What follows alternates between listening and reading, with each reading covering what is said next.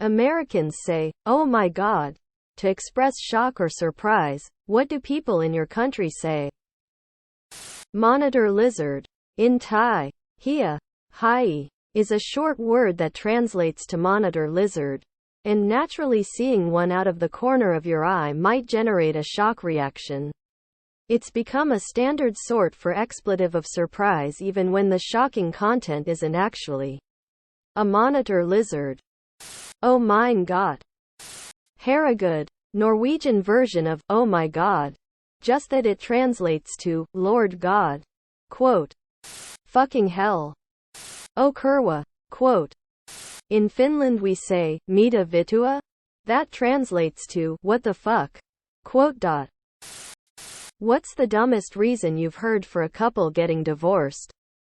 My ex divorced me after his best friend died of a drug overdose. He left me to be with his best friend's girlfriend.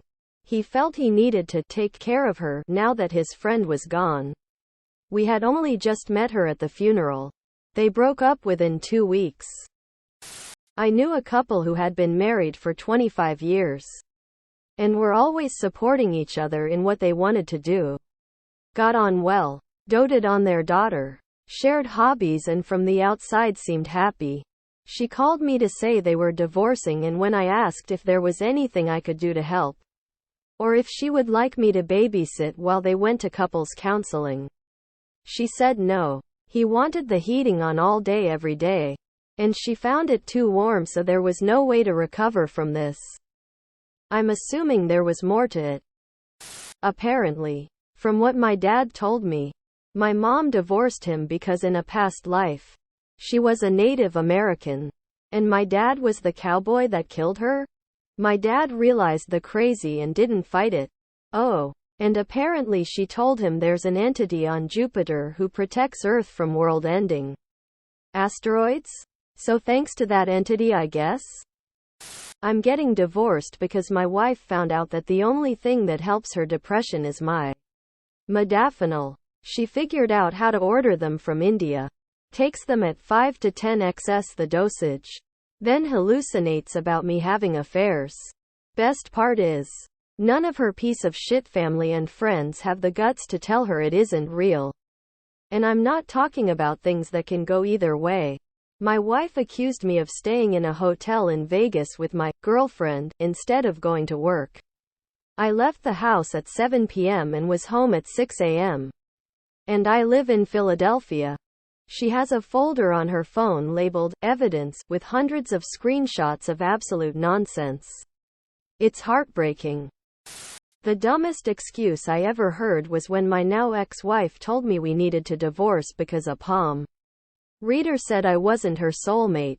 Apparently, the guy she was fucking behind my back for months was her soulmate. And had nothing to do with why we needed to divorce. My half-aunt was wanted for murder in Oregon. So her husband said, "Divorce me. And then they can't make me testify against you." So they divorced. And lived together for the next 50 years. In Washington state. No. I know. It doesn't make any sense to me either. Which country feels so dystopian? Turkmenistan. Saw an item about Eritrea the other day. Jesus Christ. Was stopped by a 12, maybe 13-year-old child soldier at a checkpoint in Mali. Had a little uniform, helmet, AK and everything. His voice cracked, but at the same time he commanded authority. Looked over my passport, asked where I was going, radioed ahead something in French, and then sent me on my way. I was in an armored truck transporting minerals from the south of the country into the north. So yeah, Mali seemed like a whole other planet globe. Turkmenistan 100%. It almost completely matches the definition. I play Geotastic with friends sometimes. You land someplace in Google Maps and try to guess the country. Once we landed in some part of Kampala, Uganda, and I was honestly in shock. The sheer amount of traffic and the same bombardment with ads and flyers you would expect from Tokyo. Garbage and dirt everywhere. I know this sounds kinda awful to say, I'm sure Kampala has nice places too. But this scenery was just one of the most dystopian real-world footage I've ever seen. Turkmenistan. What innocuous sign or symptom did you notice that turned out to be a serious medical issue? Killer headache and fever for a few days. Ended up it was spinal cord disease and I became paralyzed from it. This was 4 years ago. Still paralyzed, but doing okay for myself. My granddad had an issue with wetting the bed at night frequently. He tried to hide it but we found out. Good thing we did because it ended up being prostate cancer. We were able to get proper treatment before it got worse. I had a weird rash and an unexplained bruise that turned out to be leukemia. My roommate who bullied me into seeing a doctor probably saved my life. I had my hip reconstructed in August of this year. I was told around the 8-week mark one was going to be feeling so good I would need to rein myself in and take it easy so I didn't go too hard and re-injure myself. At 4 weeks I get to come off the crutches and start weight bearing as tolerated. Everything's great for the first week but I'm noticing my hip is starting to hurt again. Both I and my surgeon brushed this off. At first I've had this hip worked on previously and it's not unusual for it to take longer to heal. But it's weird. That last surgery removed all the innervated tissue in my joint and I shouldn't be feeling pain there. Well, I wasn't. Turns out I fractured my hip somehow and was walking around that. That's what was hurting. Had we not caught it when we did and put me back on crutches I would have snapped my femur head right off. I'll be off to surgery again in just a few hours to hopefully get it fixed. I went to the optometrist for my regularly scheduled checkup. They said I didn't need to change my prescription. But after a couple of extra tests they recommended I go to an ophthalmologist. I probably would have been lazy about that. But the optometrist mentioned there might be a small bleed in the eye. So I figured that sounded bad. I go to the ophthalmologist. They said it's possible I have glaucoma. Recommended an MRI. So I go get an MRI. The MRI revealed I had a brain aneurysm. I got it repaired. It never ruptured. That was 2.5 years ago and I am fine.